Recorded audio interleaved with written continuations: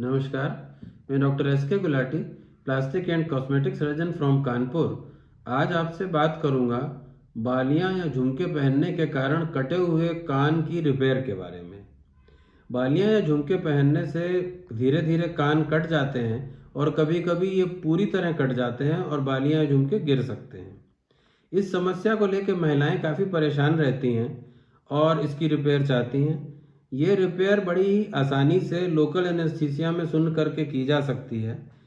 और जैसे कि आप इस फोटो में देख रहे हैं, इस महिला के कान बालियां पहनने के कारण पूरी तरह कट गए हैं, बिल्कुल ज़रा सी स्किन जुड़ी हुई है। और ये रिपेयर के बाद की फ़ोटो है जिसमें कि बहुत ही फाइन टाँके लगे हुए हैं और ये ईयर लोब रिपेयर हो गया है और एक दूसरी जगह पे छेद भी कर दिया गया है। कोई पेशेंट लोकल एनेस्थीसिया के लिए दिए जाने वाले इंजेक्शन से बहुत ज़्यादा डरती हैं, तो उसमें डरने की ज़रूरत नहीं है। ये इंजेक्शन बहुत ही पतली सुई द्वारा दिया जाता है, इंसुलिन सिरिंज, जिससे कि पेशेंट खुद इंजेक्शन लगा लेते हैं, तो इसमें कोई पेन नहीं होता। और इसमें केमिकल मिला होता है एडलिन नाम का, जिससे कि इंजेक्शन वाली साइट एकदम ब्लडलेस हो जाती है। ऑपरेशन के समय बिल्कुल भी ब्लीडिंग नहीं होती। ये ऑपरेशन किस तरह किया जाता है उसको इस डायग्राम के ज़रिए समझ लेते हैं कि ये कान है और उसमें ये बड़ा छेद है, कटा हुआ कान है।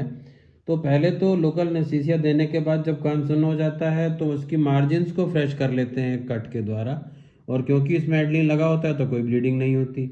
इन फ्रेश मार्जिन्स को बहुत ही पतले नायलॉन के टाँकों से स्टिच किया जाता है। ये टाँके बाल से भी पतले होते हैं और इससे ये पूरी लाइन रिपेयर हो जाती है। 2 लेयर में आगे भी टाँके लगते हैं और पीछे भी, और इससे थोड़ा सा हट कर ये छेद कर दिया जाता है। मैं प्रेफर करता हूँ कि ऑपरेशन के समय ही छेद कर दिया जाए और उसमें हल्की बालियाँ पहना देते हैं। कब कोई कोई सर्जन ये चाहते हैं कि पहले ये पूरा रिपेयर हो जाए, उसके बाद सेकंड स्टेज में पियर्सिंग की जाए। मेरा ऐसा मानना है कि जिस समय लोकल एनेस्थीसिया दिया हुआ है उस समय कोई पेन नहीं होती सेकंड पियर्सिंग करने में, और पेशेंट एकदम एसेप्टिक कंडीशंस में क्लीन एनवायरनमेंट में होता है, इन्फेक्शन का डर कम होता है। रिपेयर के लिए दिया जाने वाला एंटीबायोटिक आपकी रिपेयर पे भी काम करेगा और पियर्सिंग पे भी काम करेगा। लेकिन इसमें सबका अपना अपना मत है। मैं प्रेफर करता हूँ कि उसी समय इसको पियर्स कर दिया जाए। रिपेयर के बाद टाँकों के ऊपर कोई ड्रेसिंग नहीं की जाती।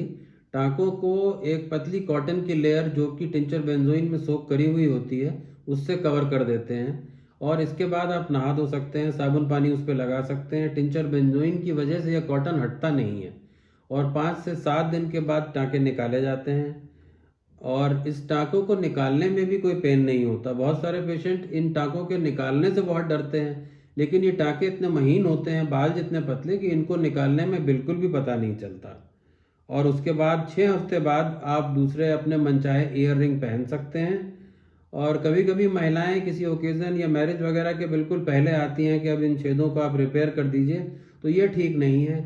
किसी भी ऐसे ओकेज़न के कम से कम 6-8 हफ्ते पहले आप रिपेयर करा लें, ये सही टाइम होगा। कुछ महिलाएं सर्जरी, इंजेक्शन और टाँकों के नाम से इतना डर जाती हैं कि वो एक ईयरलोब पेस्टिंग या ग्लू टेक्निक को अपना लेती हैं।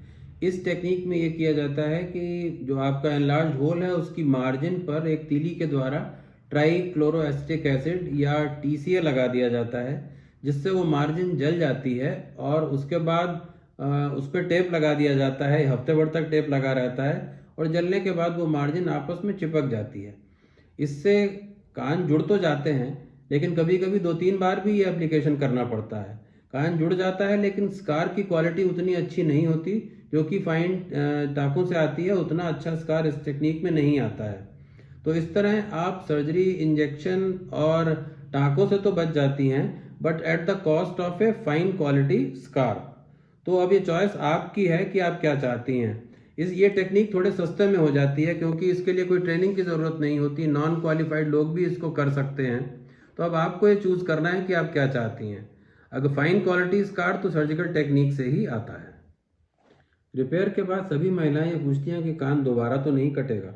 तो उनको मैं ये कहना चाहूँगा कि अगर आप भारी ईयर रिंग्स या झुमके वगैरह पहनेंगी तो कान ज़रूर कटेगा। सर्जरी के द्वारा कान को रिपेयर किया जाता है, उसको ज़्यादा स्ट्रॉन्ग या मजबूत नहीं बनाया जा सकता।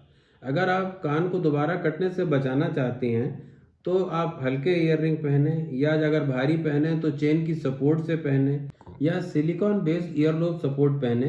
इस तरह से आपके ये रिपेयर्ड ईयरलोब लंबे समय तक बचे रहेंगे और दोबारा सर्जरी की ज़रूरत नहीं पड़ेगी। लेकिन अगर दुर्भाग्य से दोबारा कट भी जाते हैं तो सेम टाइप ऑफ सर्जरी दोबारा की जा सकती है, इसमें कोई परेशानी नहीं आती। मैं आशा करता हूँ कि इस वीडियो में दी गई जानकारी आपको उपयोगी लगी होगी। अगर आपको ये वीडियो पसंद आया हो तो इसको शेयर करें, लाइक करें और इस चैनल को सब्सक्राइब करें। नमस्कार।